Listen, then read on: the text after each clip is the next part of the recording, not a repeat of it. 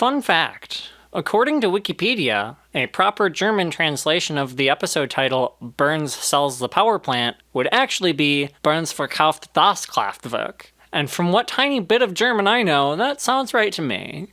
That said, I, like Burns, am distinctly not scared of the Germans, and am not afraid to call the episode by its actual title. But if you do fear them, you might want to reconsider how you refer to this episode.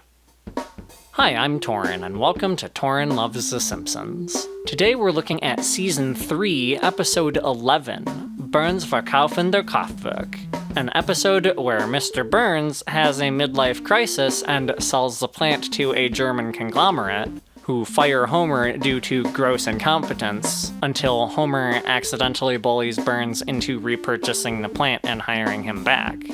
There's a whole lot more to it than that, but this one's kind of hard to summarize, so let's jump on in. We'll be starting with the humor today. And okay, so let's just point out the elephant in the room. The Land of Chocolate is an absolute classic segment. However, it is not a certified S-tier moment. However, to that, though, it is probably more important than any certified S-tier moment I've covered thus far. That's a big claim. I'm saying this is more important than Ringo. This is more important than Lisa's Substitute. This is more important than... Well, actually, I guess that's probably about everything it'd be competing with on importance. But what do I mean by important?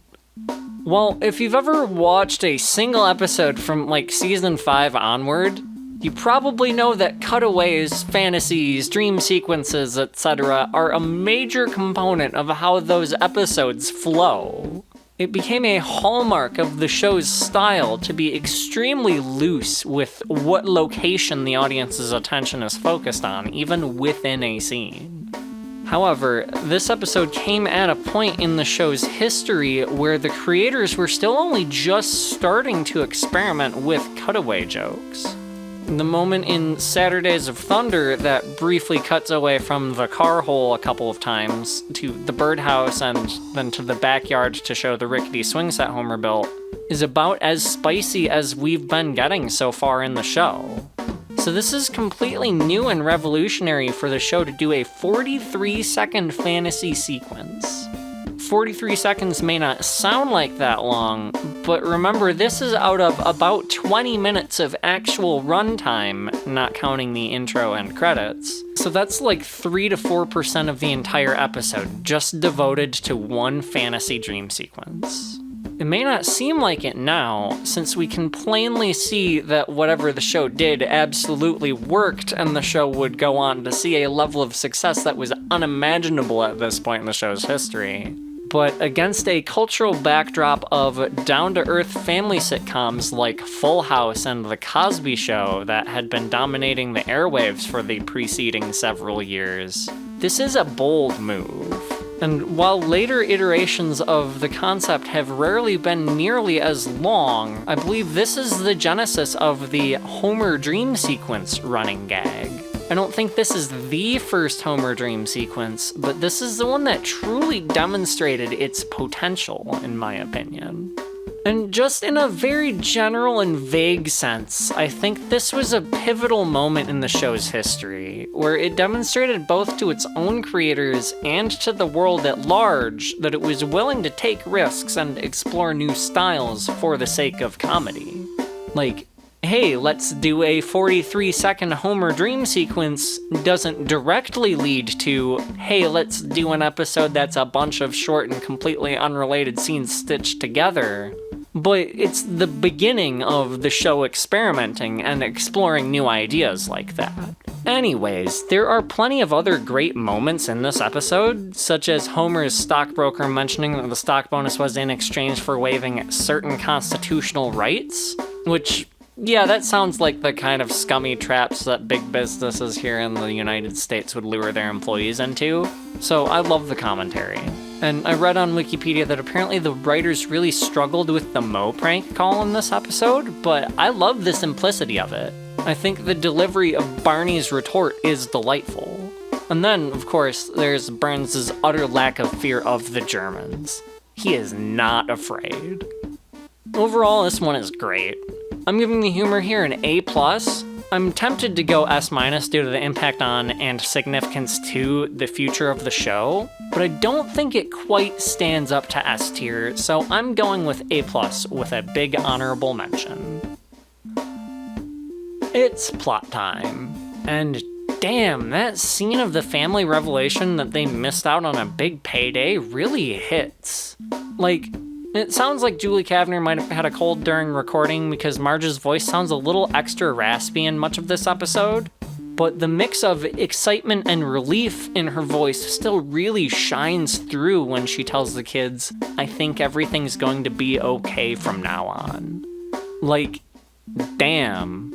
The show has, from the beginning, been extremely inconsistent from episode to episode about the family's financial situation, sometimes depicting them as being stretched to the limit, like in Simpsons Roasting on an Open Fire, sometimes depicting them as being comfortable enough to afford opera tickets on a whim, like in the very next episode, Bart the Genius, and sometimes depicting them as able to whip out a cool grand in an instant, as in The Day the Violence Died, and that's $1,000 in 1996 dollars.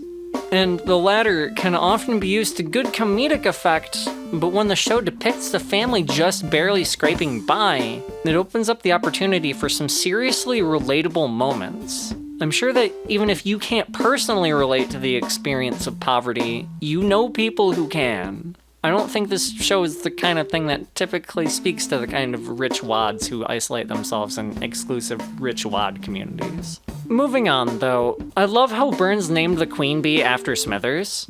I don't interpret it as a Smithers gay joke, even though the term queen has long been associated with the queer community and the show had certainly begun to hint at Smithers' feelings for Burns. I just think it's adorable that in this episode, Burns actually values Smithers, and the voice delivery of that line really sells it too. Ultimately, I think it's an immensely tall order to try to get the viewer to care about Burns' emotional turmoil, so I think it's a really smart move to play it for laughs rather than for sympathy, and to focus on the family's struggle instead. Most of us care about their struggle, about their hopes getting perked up high as hell only to be utterly dashed, and about them having to feed the cat food composed primarily of ash. We were never going to feel sympathetic to a tyrant like Mr. Burns. And yet, this episode manages to be incredibly relatable, probably a lot more relatable now than it was at the time it originally aired after decades of wage stagnation, at least here in the United States. Despite ultimately centering around a rich wad, this episode portrays an economic anxiety that has largely gripped the masses for decades, if not centuries. I don't think it necessarily does anything that amazingly remarkable with that, but it was still absolutely the right move here, and I think the moments they do create with it really add a level of depth to the story that complements the humor well. I'm giving this plot an A+. And now for the final rating. Obvious A+.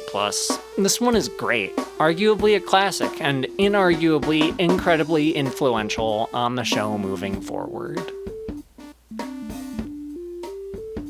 Thanks for watching. I hope you enjoy this episode as much as I do, and I hope you enjoyed hearing me talk about it. If so, I ask that you please hit the like button here on the YouTube, and I invite you to subscribe to the channel so you can get those sweet, sweet notifications when I post new videos. Speaking of new videos, next we'll be looking at I Married Marge, so I'll see you in that video.